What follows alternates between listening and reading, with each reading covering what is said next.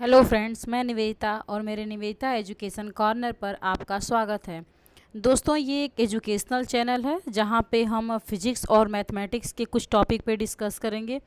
ये टॉपिक आपके BTC, BEd और 9 to 12 के सिलेबस से रिलेटेड होंगे।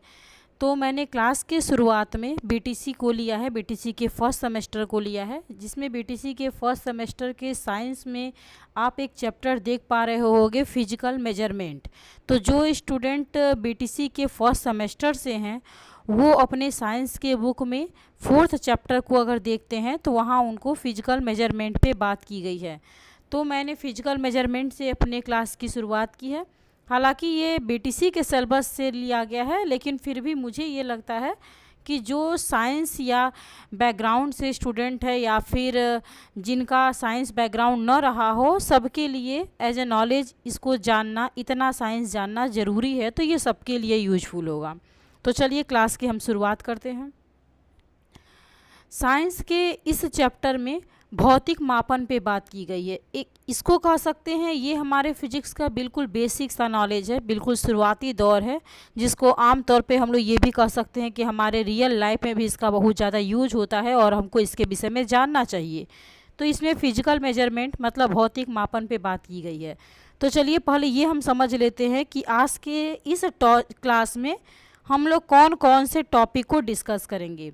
तो जैसा कि आप स्क्रीन पे देख पा रहे होंगे, फिजिकल मेजरमेंट में भौतिक मापन क्या है, भौतिक मापन के साथ साथ राशि क्या होती है, राशि मतलब क्वांटिटी, भौतिक मापन को आप फिजिकल मेजरमेंट बोलते हो, भौतिक राशि के प्रकार मतलब types of the physical quantity, सदिश व अदिश राशियाँ, वेक्टर एंड स्केलर क्वांटिटीज।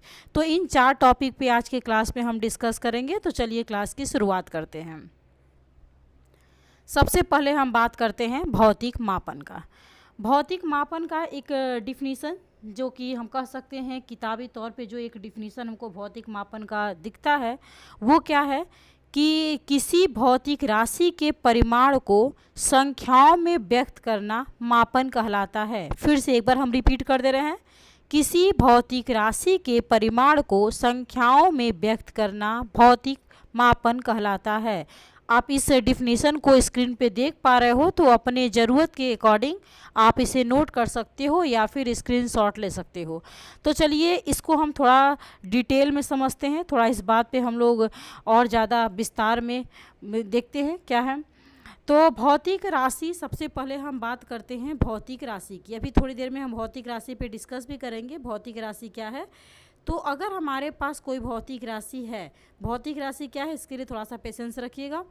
भौतिक राशि है, इसके मात्रा या परिमाण, हमारे पास या तो परिमाण, आप इसी परिमाण को मात्रा, जिसको आप क्वांटिटी कहते हो, मैग्नीट्यूड कहते हो।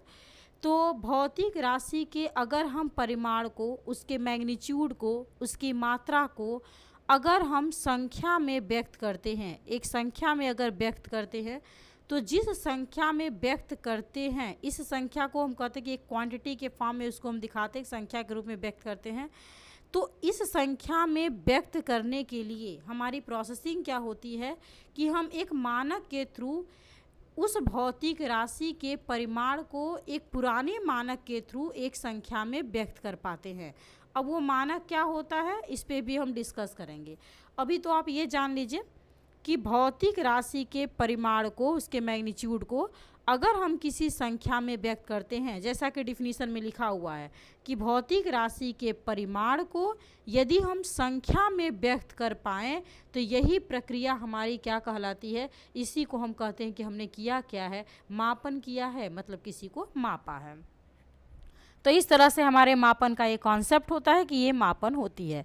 जैसे कि हमने कह दिया कि हमारे पास, अगर हम एक एग्जाम्पल लेकर चलते हैं, तो हमने एग्जाम्पल में कह दिया कि हमारे पास ये एक पेड़ है और इस पेड़ को हमको मापना है कि इस पेड़ में यहाँ से यहाँ तक का लंबाई कितना है, मतलब लेंथ कितना है। हमने बताया कि इसका लेंथ 10 मीटर है। अब क्या हम कर रहे हैं, हमने लंबाई को नापा और उसको किस में व्यक्त किया, संख्या में। हमने लंबाई का परिमाण संख्या में बताया। तो लंबाई हमारी क्या हो गई, ये लंबाई हमारी हो गई भौतिक राशि। इसके परिमाण को हमने व्यक्त किया है, किस में व्यक्त किया है, संख्या में व्यक्त किया है। तो ये पूरी प्रक्रिया हमारी क्या कहला गई, ये पूरी प्रक्रिया हमारी कहला गई मापन। हम अपने रोज के दैनिक जीवन में भी क्या करते हैं, रोज का जो रूटीन होता है उसमें भी हम मापन वगैरह करते हैं, मापन करके हम सब्जी वगैरह खरीदते हैं, तो ये हमारे रोज के रूटीन में होती है। तो ये एक ऐसी साइंस नहीं है जिसको हम अपने रूटीन में नहीं ला पाते हैं, तो ये एक ऐसी साइंस है, एक ऐसा टॉपिक है जो आपके रूटीन में डेली रहता है, भले आप उसको साइंस के नज़रिए से देखते हो या नहीं देखते हो, लेकिन ये आपके रूटीन में होता है। ये मापन होती है। इस मापन में जो टॉपिक हमको समझना है, जिस टॉपिक पे हमको डिस्कस करनी है, वो हमारी क्या हो पा रही है, भौतिक राशि। मतलब हमको समझना किसको है, भौतिक राशि को समझना है। तो चलिए टाइम को बिना लॉस किए हुए हम बात करते हैं भौतिक राशि। राशि का मतलब क्वांटिटी से होता है, मतलब हमारी राशि क्या कहलाएगी, इसको आप इंग्लिश में बोलते हो क्वांटिटीज। राशियाँ क्वांटिटीज, राशि है तो क्वांटिटी। अब ये राशि का मतलब क्या होता है, तो देखिए हमारे आसपास बहुत सी चीज़ें होती हैं जिसका हम ऑब्जर्वेशन करते, ऑब्जर्व करते, मतलब देखते हैं उसको। हमारे पास जो भी चीज़ें होती हैं इसको हम वॉच कर पाते हैं, ऑब्जर्व कर पाते हैं, महसूस कर पाते हैं। उनमें से कुछ ऐसी टॉपिक होती हैं, मतलब ऑब्जर्वेशन होता है जिसका हम मापन कर पाते हैं। मापन करने का मतलब क्या हुआ, अभी पिछले टॉपिक में हमने देखा, मापन का मतलब उसके परिमाण को हम व्यक्त कर पाते हैं संख्या में। लेकिन हर चीज़ों के परिमाण को व्यक्त नहीं किया जा सकता है। आसपास बहुत सी ऐसी घटना है जिसके परिमाण को आप व्यक्त नहीं कर पाते हो। तो जिनके परिमाण को आप व्यक्त कर लेते हो वो राशियाँ कहलाती, वो राशि होती है। और जिनके परिमाण को आप व्यक्त नहीं कर पाते हो, जिनका मेजरमेंट आप नहीं कर पाते हो, मापन आप नहीं कर पाते हो, वो राशि नहीं होती है। जैसे इसके लिए अगर हम एक एग्जाम्पल लेकर चलें, तो एक बड़ा सिंपल सा और एक छोटा सा इसका एग्जाम्पल है जिससे आप बहुत जल्दी समझ सकते हो इस बात को। हमारे सामने ये दो पर्सन हैं, this is the first and this is the second. ये दो पर्सन हैं, हमने इनको कहा this is the first person and this is second, ये दो हैं। अब हम कह रहे हैं कि इन दोनों के हैप्पीनेस को, इनके खुशी को आप मापिए। परेशानी हमारी शुरू, हम इनकी खुशी को नहीं माप सकते हैं। वजह क्या है कि इनकी खुशी, हमको ये पता है कि ये खुश हैं, लेकिन कोई कहे कि वो खुशी कितना है, हम क्या कह सकते हैं, बहुत ज़्यादा है या ठीक है वो खुश है। कोई कहे एग्जैक्ट बताइए कितना खुश है, नंबर में बताइए कितना खुश है, तो हम नंबर में इसकी खुशी को व्यक्त नहीं कर पाते हैं। और मान लीजिए हमने व्यक्त भी कर दिया कि ये 100% खुश है, तो क्या हमारे 100% खुश है कह देने से आपके नज़र में भी ये 100% खुश हो जाता है? क्या इसकी खुशी इसके नज़र में भी 100% है? तो बिल्कुल नहीं। इसका मतलब क्या, अगर आप मापन कर भी लेते हो, अप्रॉक्स वैल्यू बता भी दे रहे हो, तो वो वैल्यू आपके लिए, आपके नज़र में सही हो सकता है, ज़रूरी नहीं कि हर पर्सन के लिए सही होगा। और जो हर पर्सन टू पर्सन चेंज करता हो वैल्यू, वो मापन नहीं हो सकती है, वो मेजरमेंट नहीं हुआ, वो कोई यूनिक वैल्यू नहीं हो पाया। इसका मतलब इसकी खुशी को आप माप नहीं सकते हो। या हम कह दें कि इनके तकलीफ़ को बताइए कि कितने परेशानी में हैं, चलिए इनके तकलीफ़ को बताइए ये कितने परेशानी में हैं, तो पता नहीं कौन ज़्यादा परेशान है, किसकी परेशानी ज़्यादा है, या अगर कोई परेशान है तो कितना परेशान है, उसको आप माप नहीं सकते हो। लेकिन हाँ, अगर हम यहीं पर आपको ये कह दें कि इनका लंबाई नापिए कितना है, लेंथ, इनकी लंबाई, हाइट को नापिए कितना है, हाइट, या फिर हमने कह दिया इनका वेट, द्रव्यमान, इनका भार बताइए कितना है, हमने इनके भार की बात की, या हमने इनके भार का बात कर दिया, वेट का बात कर दिया कितना है, आप बता देंगे। और एक एग्जैक्ट वैल्यू, अगर आपसे कोई एरर नहीं हो रहा है, कोई त्रुटि नहीं हो रहा है, तो आप इसकी एक एग्जैक्ट वैल्यू बता सकते हो जो सबके लिए इक्वल होता है। इसका मतलब क्या हुआ, कुछ चीज़ें ऐसी होती हैं जैसे लंबाई, द्रव्यमान, समय, ये इस तरह से चाल, वेग, इस तरह से कुछ चीज़ें ऐसी होती हैं जिनका मापन हो पाता है। और जिनका मापन हो पाए वो राशियाँ, जिनका मापन नहीं हो सकता है वो राशि नहीं कहलाती है। तो एक बात तो क्लियर हुआ कि हम मापन राशि का ही कर सकते हैं, और यदि मापन राशि का कर सकते हैं तो इसी से हमारे भौतिक मापन की परिभाषा में सबसे पहले बात की जाती है भौतिक राशि के परिमाण को संख्या में व्यक्त करना, क्योंकि भौतिक राशि का ही मापन हो सकता है। मुझे लगता है कि आपको ये कॉन्सेप्ट समझ में आ गया होगा कि राशियाँ क्या होती हैं जिनकी जिनका मेजरमेंट हो सकता है वो राशियाँ होती हैं। तो ठीक है, इसी के साथ हम बढ़ते हैं अपने अगले टॉपिक पर। अब हमारा है कि सदिश और अदिश राशियाँ। सदिश और अदिश राशियाँ कहाँ से आईं?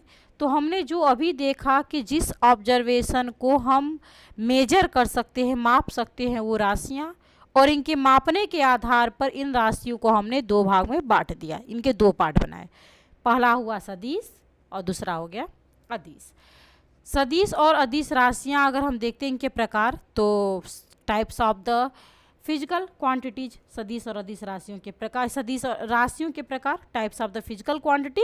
ये types of the physical quantity क्या होगा? दो तरह का होता है। यहाँ पर देखिए एक मिस प्रिंट हुआ है, हमने लिखा है सदिश व अदिश राशियाँ, और इंग्लिश में हमने लिखा है types of the physical quantity. तो इसको आप इरेज करिए। ये क्या होगा? राशियों के प्रकार। तो यहाँ पर हमारा जो चलेगा वो क्या होगा? राशियों के प्रकार, वो लिखते समय हमसे थोड़ा मिस्टेक हो गया है। राशियों के प्रकार, types of the physical quantity, या आप कह सकते हो भौतिक राशियों के प्रकार। राशियों का क्वांटिटीज, फिजिकल मतलब हो जाएगा भौतिक, तो भौतिक राशियों के प्रकार। भौतिक राशियों के मेजरमेंट के बेस पर इसको हमने दो पार्ट में डिवाइड किया। पहला हुआ सदिश राशियाँ और दूसरा हो गया अदिश राशियाँ। मतलब वेक्टर क्वांटिटी सदिश राशियों को बोलते हैं, और स्केलर क्वांटिटी मतलब अदिश राशियाँ। ये दो राशियाँ, चलिए समझते हैं। और बहुत आसान है सदिश और अदिश राशि को समझना, जैसा कि नाम से ही हमको दिख रहा है सदिश, और आगे हम क्या देख पा रहे हैं? राशि। राशि का मतलब क्या हुआ? जिनका मापन हो सकता है वो क्या होता है? राशि। और सदिश में आप देख रहे हैं ये दिश वर्ड को आप अलग करिए, तो क्या हुआ? दिशा। मतलब जिसका, और स से हमने कह दिया सहित, दिशा के साथ, ठीक है। जिनका हमने दिशा बताया, परिमाण बताया, परिमाण मापन किया तो मापन करते हैं तो हम क्या बताते हैं? परिमाण बताते हैं। तो जहाँ पर दिशा और परिमाण इन दोनों की बात कर दी जाए वो हमारी क्या होती हैं? सदिश राशियाँ होती हैं। मतलब हम दिशा की बात करते हैं और परिमाण की बात करते हैं। नाम से ही बड़ा क्लियर इसका डिफिनीशन तो इसके नाम में ही छुपा होता है। दिश मतलब दिशा, राशि मतलब जिसका परिमाण ज्ञात किया जा सके, मिलाकर क्या हुआ? सदिश राशियाँ। आगे बढ़ते हैं अदिश राशियाँ, क्योंकि बहुत लंबा हमको लगता है इसको खींचने की ज़रूरत नहीं है, ये टॉपिक बहुत ऐसा कुछ टफ सा नहीं है। अदिश राशि, अगर हम अदिश राशि की बात करें, अदिश नाम से ही समझ में आ रहा है जहाँ दिशा न हो, तो इसमें क्या होगा? दिशा ज्ञात नहीं होगा, दिशा ज्ञात नहीं। और राशि का मतलब क्या? जिसका मापन हो सके, और मापन में हम क्या बता सकते हैं? परिमाण बताते हैं। तो जिसके मापन में आप परिमाण बताते हो लेकिन दिशा को नहीं बता पाते हो, दिशा का ज्ञान नहीं हो पाता है, वहाँ पे क्या होती है? अदिश राशि। दिशा का ज्ञान हो पाता है, सदिश राशि। चलिए सदिश और अदिश राशि के हम थोड़ा परिभाषा को देख लें। उसी चीज़ को हमने लिख लिया है, आप परिभाषा को चाहें तो स्क्रीनशॉट ले सकते हैं या लिख सकते हैं। जिन भौतिक राशि का, इसको आप थोड़ा सा एक बार देख लीजिए, जिन भौतिक राशि के परिमाण, हमने भी बताया परिमाण और दिशा दोनों, जिन भौतिक राशि में परिमाण और दिशा दोनों निहित होता है, दोनों का ज्ञान होता है, उसे हम क्या कहते हैं? सदिश राशि। और जहाँ पर हमको परिमाण का ज्ञान तो होता है, परिमाण का ज्ञान होता है, परंतु दिशा का ज्ञान नहीं हो पाता है, उसको हम क्या कहते हैं? अदिश राशि। इसमें एक बात समझने वाली थोड़ी है, उसको थोड़ा सा आपको ध्यान देना पड़ेगा। देखिए हम बोल रहे हैं, इस बात को थोड़ा सा समझिएगा। जो सदिश राशियाँ होती हैं ना, वो सदिश के नियमों का पालन करती हैं, और जो हमारी अदिश राशियाँ होती हैं ये साधारण गणित के नियमों का पालन करती हैं। मतलब आप समझ सकते हो कि सदिश राशि जो होती है ना, वो साधारण गणित के नियमों का पालन नहीं करती है। बात है कि साधारण गणित क्या होता है। तो साधारण गणित का मतलब जो आप बचपन से पढ़ते आ रहे हो, 2 + 2 = 4, 3 + 2 = 5, 2 × 3 = 6, जिस मैथमेटिक्स को आपने शुरुआती दौर पे पढ़ा है, जो साधारण सी गणित होती है, उस गणित को अदिश राशि, उस गणित को फॉलो करता है, मतलब उससे सेटिस्फाई होता है, उसका पालन करता है, उसके नियम के हिसाब से अदिश राशि को जोड़ा या घटाया जाता है। लेकिन सदिश राशि के लिए एक नई रूल बनती है, एक नई मैथमेटिक्स बनती है, जिसको हम कहते हैं कि वो किस रूल का पालन करता है? सदिश राशियाँ सदिश के नियमों का पालन करती हैं। और ये नियम कौन सा होता है? तो आगे जब हम 12th 11th क्लास में जब हम वेक्टर पढ़ाएंगे तो सदिश राशि के जोड़ने घटाने की विधि को पढ़ाएंगे। जो इंटरेस्टेड होगा वहाँ से देख सकता है। तो सदिश राशि के लिए एक नया मैथमेटिक्स चलती है, उस मैथमेटिक्स के अकॉर्डिंग इसको हम जोड़ते या घटाते हैं। अब इस चीज़ को अगर हम थोड़ा सा समझें, अच्छा इसके कुछ एग्जाम्पल हैं। एग्जाम्पल में क्या होता है? सदिश में विस्थापन, वेग, त्वरण, भार इस तरह से आते हैं। जैसे हम अदिश राशि को देखें, दूरी, समय, चाल, आयतन, ये सब आते हैं। अब कुछ स्टूडेंट ऐसे होंगे जिनका साइंस बैकग्राउंड नहीं होगा, उनको लगेगा कि विस्थापन क्या है, वेग क्या है, त्वरण क्या है, भार क्या है। तो अगर हम इसको यहाँ डिस्कस करने लगेंगे तो अपने टॉपिक से थोड़ा सा डाइवर्ट कर जाएंगे। तो यहाँ पर इस टॉपिक को हम डिस्कस नहीं करते हैं। अगर इसको आपको जानना होगा कि ये क्या होता है तो आप 9th क्लास का जब मैं क्लास शुरू करूँगी तो वहाँ से आप विस्थापन, वेग, त्वरण देख सकते हैं, क्योंकि उसमें गति चैप्टर में मतलब मोशन में ये सारे टॉपिक को डिस्कस किया गया है और वहाँ पे हम डिस्कस करेंगे। चलते हैं, आगे बढ़ते हैं। देखिए, जैसे हम कह दें, एक हम एग्जाम्पल आपको दे करके सदिश को थोड़ा सा क्लियर करते हैं। जैसे कि हमने एक बात कह दिया कि हमारे पास कोई एक ऑब्जेक्ट है, इस पे आप फोर्स लगाइए। यहाँ पे आप क्या करिए? फोर्स लगाइए। फोर्स मतलब बल लगाइए। एक ऑब्जेक्ट हमारे पास है, इस ऑब्जेक्ट पे हम क्या करते हैं? फोर्स लगाते हैं।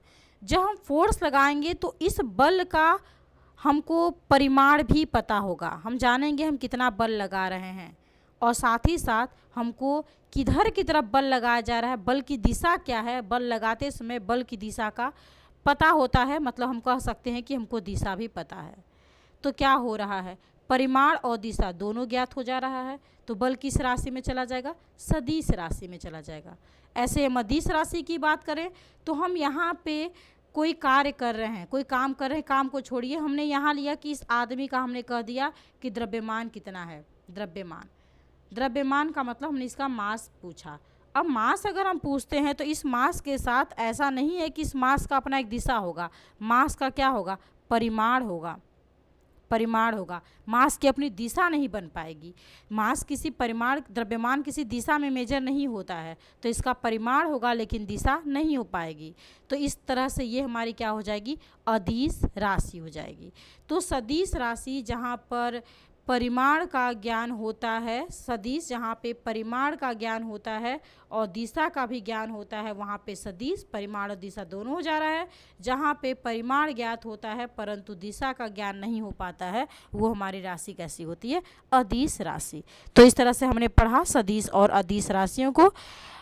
विश्वास है कि आपको जितना टॉपिक मैंने डिस्कस किया है वो समझ में आया होगा। फिर भी अगर समझ में नहीं आया होगा तो एक बार आप इस वीडियो को फिर से देख लीजिएगा, जिससे आपकी क्लियरिटी ज़्यादा हो पाएगी। नेक्स्ट क्लास में नए टॉपिक के साथ फिर डिस्कशन करते हैं।